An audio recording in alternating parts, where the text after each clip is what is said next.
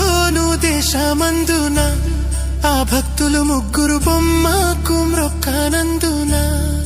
బబులోను దేశమందున ఆ భక్తులు ముగ్గురు బొమ్మకు మ్రొక్కనందున